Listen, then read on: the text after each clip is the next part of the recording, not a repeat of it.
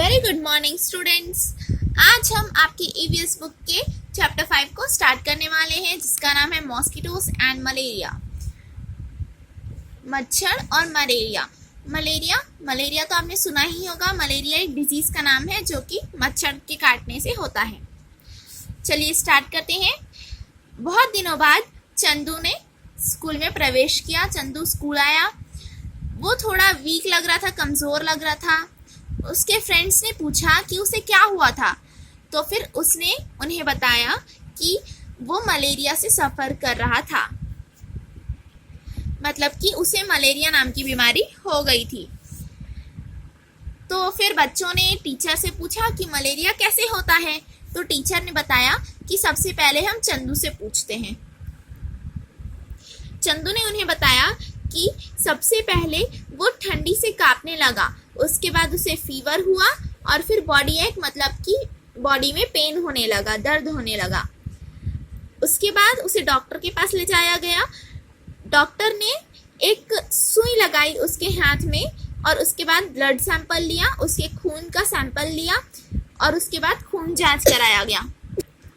फिर डॉक्टर ने उस ब्लड को, उस खून को एक ग्लास स्लाइड में डाला और उसके बाद उसे एक बॉक्स में रख लिया।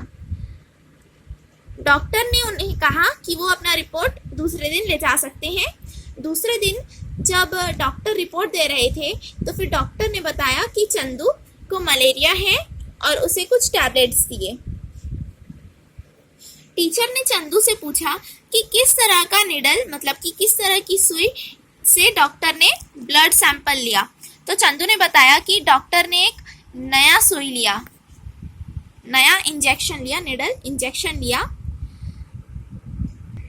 फिर टीचर ने बताया कि आजकल इंजेक्शन देने के लिए या फिर ब्लड सैंपल लेने के लिए डिस्पोजेबल नीडल को यूज़ करते हैं। मतलब कि डिस्पोजेबल नीडल मतलब कि ऐसी सुई जिसे एक बार यूज़ किया फिर फेंक दिया।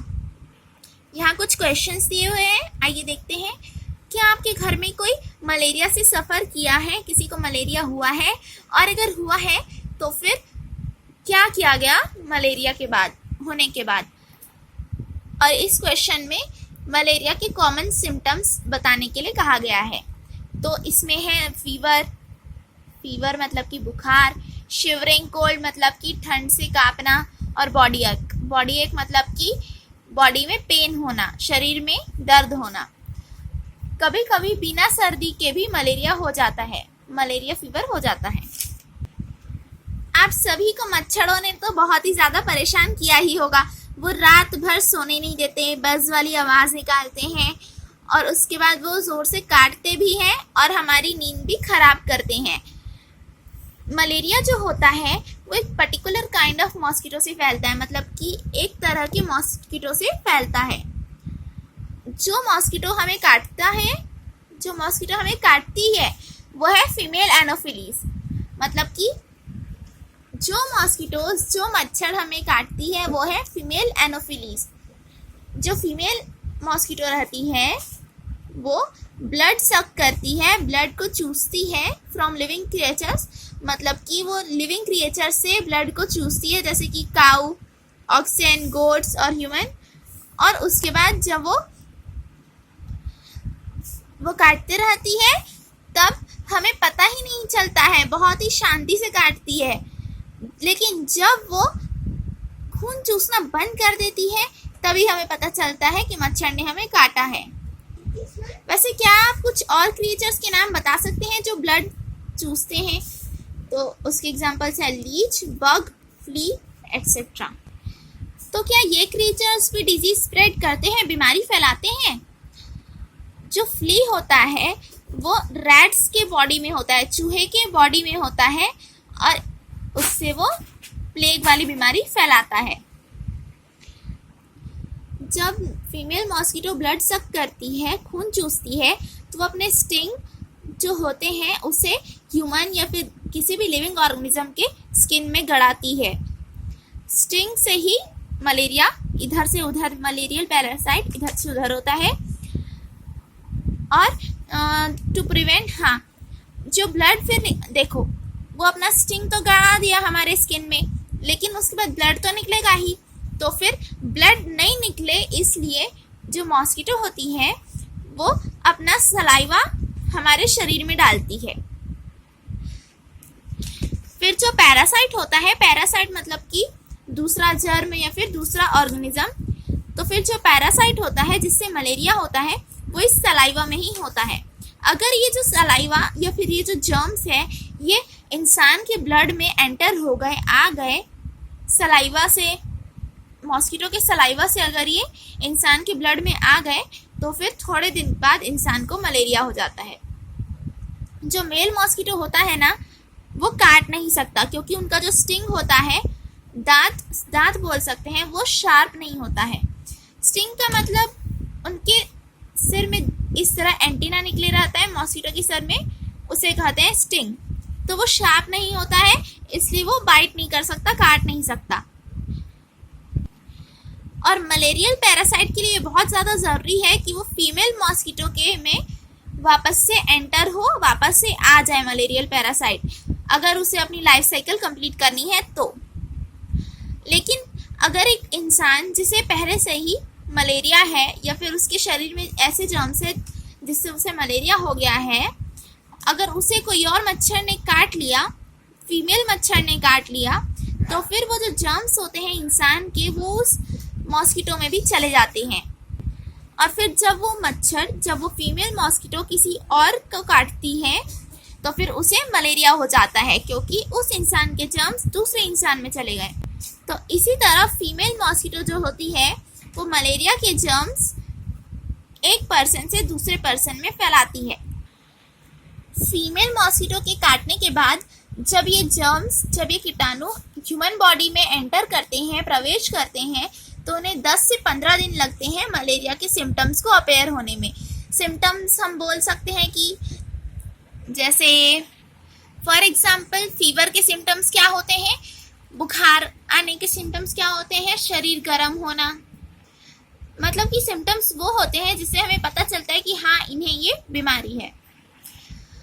अब हम देखते हैं कि किसी को क्या करना चाहिए अगर वो मलेरिया से पीड़ित है। अगर कोई इंसान को ठंडी लग रही है, काँप रहा है वो ठंडी से और उसको फीवर भी है, तो फिर उसे इमीडिएटली मतलब कि तुरंत ही हॉस्पिटल जाना चाहिए। जो भी इंसान मलेरिया से पीड़ित है उसे पूरा फुल कोर्स लेना पड़ता है ट्रीटमेंट का, ये बहुत ज़्यादा ज़रूरी है। और अगर फुल कोर्स नहीं लिया गया, पूरी तरह से इलाज नहीं कराया गया, तो फिर ये बीमारी ठीक नहीं हो पाती, जल्दी क्या ये बीमारी ठीक ही नहीं हो पाती। और डॉक्टर्स भी ये एडवाइस देते हैं, ये सलाह देते हैं कि जब हम मलेरिया के लिए मेडिसिन लेते हैं, दवाई लेते हैं, तो फिर जो पेशेंट होता है जिसे मलेरिया है उसे अच्छे से खाना खाना चाहिए, बहुत सारे फ्रूट्स खाने चाहिए, मिल्क पीना चाहिए, दूध पीना चाहिए, पानी पीना चाहिए। कभी कभी जो इंसान मलेरिया से पीड़ित है वो वॉमिट भी कर देता है, वॉमिट मतलब कि उल्टी आना, लेकिन किसी भी इंसान को वॉमिट के डर से खाना छोड़ना नहीं चाहिए। How to protect yourself from malaria, हम अपने आप को मलेरिया से कैसे बचाएं। मलेरिया को प्रिवेंट करने के लिए या फिर हमें मलेरिया से बचने के लिए ये बहुत ज़्यादा इम्पॉर्टेंट है कि मॉस्किटो का जन्म ही ना हो, मॉस्किटो का ब्रीडिंग ना हो पाए। क्या आपके एरिया में कोई इंसेक्टिसाइड स्प्रिंकल किया जाता है जिससे मॉस्किटो को मारा जाता है, मतलब कि कोई दवाई छिड़की जाती है जिससे मॉस्किटो मर जाए? तो यस, उस दवाई का नाम है DDT। मेरे एरिया में तो छिड़कते हैं जिसका नाम है DDT। किस सीजन में मॉस्किटोज को मोस्टली देखा जाता है बताइए? हमारे एरिया में मॉस्किटोज को मोस्टली रेनी सीजन में ही देखा जाता है, और हमारे क्या ये ज़्यादातर सबके एरिया में रेनी सीजन में ही ज़्यादा पाए जाते हैं। यहाँ पूछा गया है कि मॉस्किटो कहाँ पाया जाता है सबसे ज़्यादा, तो मॉस्किटोज नालियों में, ड्रेन्स में, स्टैग्नेंट वाटर मतलब कि रुके हुए पानी में, और मॉइस्ट प्लेसेस मतलब कि गीले जगह में ज़्यादा पाया जाता है। आइए हम मॉस्किटो को जानते हैं, मॉस्किटो के बारे में। यहाँ पर दिया गया है कि catch hold of a big mosquito, एक बड़े से मॉस्किटो को पकड़िए, और यहाँ पर पूछा गया है कि आप उस मॉस्किटो में क्या क्या देख सकते हैं। तो हम मॉस्किटो में टेंटिकल्स देख सकते हैं, टेंटिकल्स, लेग्स मतलब पैर, टेंटिकल्स मतलब कि स्टिंग्स, जो हमने बताया ना पहले, स्टिंग से काटते हैं, वही है ये। लेग्स मतलब पैर, विंग्स देख सकते हैं, आईज देख सकते हैं मॉस्किटो के, एटसेट्रा। अब मॉस्किटोज के कितने लेग्स और विंग्स होते हैं गिनिए और लिखिए। मॉस्किटो के 6 लेग्स होते हैं और 2 विंग्स होते हैं। क्या आपको पता है कि मॉस्किटोज मच्छर अंडा कहाँ देते हैं? आपके सराउंडिंग एरिया में आप कोई ऐसा प्लेस ढूंढिए जहाँ पानी है, रुका हुआ पानी है, और इस जगह को, इस पानी को केयरफुली देखिए, आपको बहुत सारे मच्छर दिखेंगे। और इसी वाटर में आप कुछ और क्रिएचर्स भी देख सकते हैं, जैसे फ्लैटवर्म, बिटल्स, बग्स एटसेट्रा। आप एक खाली ग्लास बॉटल लीजिए और उसमें तालाब से थोड़ा पानी भरिए, और जो आप पानी भरेंगे आप मेक श्योर मतलब कि आप देखिए कि उसमें लार्वा भी होना चाहिए। लार्वा इसे कहते हैं जो अंडे के बाद बनता है और प्यूपा के पहले बनता है। अब हम बॉटल में पेपर या फिर पॉलीथीन लगा देंगे उसके माउथ में, और थोड़ा भी जगह खुले नहीं रहने देंगे, और उसके बाद उसमें थोड़े थोड़े छोटे छोटे होल्स बनाएंगे जिससे हवा आ जा सके। उस बॉटल को अब हम सेफ जगह पर रखेंगे, सुरक्षित जगह पर रखेंगे, और उसके बाद बॉटल को हम रोज देखेंगे, और उसमें हमें लाइफ साइकिल ऑफ मॉस्किटो दिखेगा, मतलब कि मॉस्किटो कैसे कैसे बड़ा हो रहा है वो सब दिखेगा। ये देखिए यहाँ पर लाइफ साइकिल ऑफ मॉस्किटो दिया हुआ है। सबसे पहले वो एग था, फिर लार्वा बना, फिर प्यूपा बना, फिर मॉस्किटो, फिर उसने एग दिया, फिर वो लार्वा बना, फिर प्यूपा बना। इस तरह लाइफ साइकिल ऑफ मॉस्किटो होता है। इससे आप लोग तो समझ ही गए होंगे कि मॉस्किटो अपना अंडा कहाँ देते हैं। वो अपना अंडा रुके हुए पानी या फिर नाली वगैरह में देते हैं। यहाँ पर पूछा गया है कि क्या मॉस्किटो को मारने से हम उनसे छुटकारा पा सकते हैं या फिर उनके एग और लार्वा को मारना भी ज़रूरी है। तो फिर इसका आंसर है कि हम अगर मॉस्किटोज को मारेंगे तो हम उनसे सिर्फ छुटकारा पा सकते हैं, लेकिन अगर हमें उनसे हमेशा के लिए छुटकारा पाना है तो फिर हमें उनके एग्स, उनके अंडे और लार्वा को भी मारना पड़ेगा। यहाँ पर आप कुछ वेज लिख सकते हैं, कुछ वेज लिखेंगे जिससे मॉस्किटो को मारा जा सकता है। तो मॉस्किटो को हम दवाई छिड़क कर मार सकते हैं, कॉइल छिड़क कर मार सकते हैं, DDT नाम की मेडिसिन होती है, छिड़की जाती है, उसे छिड़क सकते हैं, और मॉस्किटो रैकेट से भी मार सकते हैं। हमें ऐसा क्या करना चाहिए जिससे एग ब्रीड ना हो और लार्वा भी ना बन पाए? जो गंदा रुका हुआ पानी होता है उसे हमें फ्लो करने देना चाहिए, मतलब नालियों से जोड़कर उसे बहने देना चाहिए, और उससे रुके हुए पानी में केरोसिन डालना चाहिए जिससे एग्स को ऑक्सीजन ना मिल पाए और वो मर जाए, और कूलर के पानी को भी चेंज करना चाहिए टाइम टू टाइम।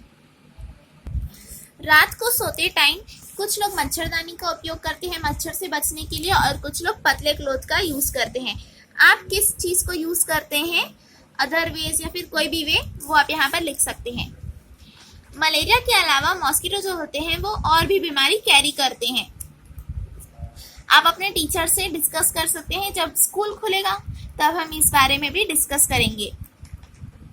अब हम पढ़ेंगे कि ग्लूकोज ड्रिप क्यों दिया जाता है।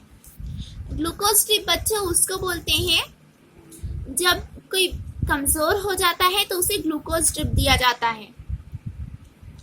एक सुई से उसे पेशेंट के हाथ में लगाया जाता है और बॉटल लगाया जाता है। मलेरिया के अलावा और भी डिजीजेस होती है, जैसे वॉमिटिंग, लूज मोशन। हम यहाँ पर पढ़ते हैं कि पूरे दिन नीतू जो है वो पूरे दिन कंटिन्यूसली वॉमिट की, उसे लूज मोशन भी हो रहा था। उसकी मम्मी ने एक ड्रिंक बनाया जिसमें इक्वल अमाउंट सॉल्ट और शुगर डाला और उसे दे दिया नीतू को। फिर उसके बाद उसकी हेल्थ में कोई इम्प्रूवमेंट नहीं था, तो फिर उसके पेरेंट्स ने उसे डॉक्टर के पास उनके पेरेंट्स उसे डॉक्टर के पास ले गए। डॉक्टर ने कहा कि उसे हॉस्पिटल में एडमिट करना पड़ेगा और उसे ग्लूकोज ड्रिप देना पड़ेगा। स्कूल में जब स्पोर्ट्स टीचर ग्लूकोज ड्रिंक दी तब नीतू को तो समझ में आ गया कि वो ड्रिंक है ग्लूकोज का, लेकिन ये ग्लूकोज ड्रिप है क्या और क्यों? तो डॉक्टर ने बोला कि तुम्हारी बॉडी वीक है क्योंकि फूड और वाटर तुम्हारे बॉडी में अब नहीं बचा है। You have an upset stomach, तुम्हारा स्टमक भी खाली है और ठीक भी नहीं है, क्योंकि तुम कमज़ोर हो गई हो इसलिए तुम्हें ग्लूकोज ड्रिप दिया गया है, जिससे तुम्हें शक्ति मिलेगी बिना फूड और वाटर के। बच्चों अब हम पढ़ेंगे व्हाट इज अनीमिया। अनीमिया है क्या? बट उससे पहले क्या आप जानते हैं कि हेमोग्लोबिन होता क्या है? हमारा खून रेड क्यों है, पहले ये बताइए। हमारा खून रेड इसलिए है क्योंकि हमारे खून में हेमोग्लोबिन प्रेजेंट है। जैसे कि पत्तियां ग्रीन क्यों होती है? क्योंकि उसमें क्लोरोफिल प्रेजेंट होता है। वैसे ही हमारा खून इसलिए रेड है क्योंकि हमारे खून में हेमोग्लोबिन प्रेजेंट है। तो फिर डेफिशिएंसी ऑफ हेमोग्लोबिन मतलब कि हेमोग्लोबिन की कमी या फिर आयरन की कमी जब ब्लड में होती है तब उसे अनीमिया कहा जाता है। जब भी हमारे ब्लड में हेमोग्लोबिन या फिर आयरन की कमी होगी तो उसे अनीमिया कहा जाता है। और इस डेफिशिएंसी को, इस कमी को हटाने के लिए, हेमोग्लोबिन और आयरन की कमी को हटाने के लिए डॉक्टर हमेशा एडवाइस देते हैं, सलाह देते हैं कि हमें जैजरी मतलब कि गुड़ खाना चाहिए, गूसबेरी खाना चाहिए मतलब कि आंवला खाना चाहिए, और हरे पत्तेदार सब्जियां खाने चाहिए मेडिसिन के साथ। हेमोग्लोबिन का जो नॉर्मल रेंज होता है ब्लड में वो होता है 13.5 से 17.5 GM। GM मतलब कि ग्राम्स, तो 13.5 टू 17.5 ग्राम्स पर डेसीलीटर मेन के लिए होता है और 12.0 से 15.5 ग्राम पर डेसीलीटर वुमेन के लिए होता है। आप किसी डॉक्टर या फिर अपने किसी भी बड़े से पूछ सकते हैं कि कौन कौन से आइटम में, फूड आइटम में आयरन होता है। थैंक यू बच्चों। इसी तरह हमने 5th चैप्टर भी कंप्लीट कर लिया है। आप इसे रीड कीजिए और याद करने की कोशिश कीजिएगा क्वेश्चन आंसर्स को।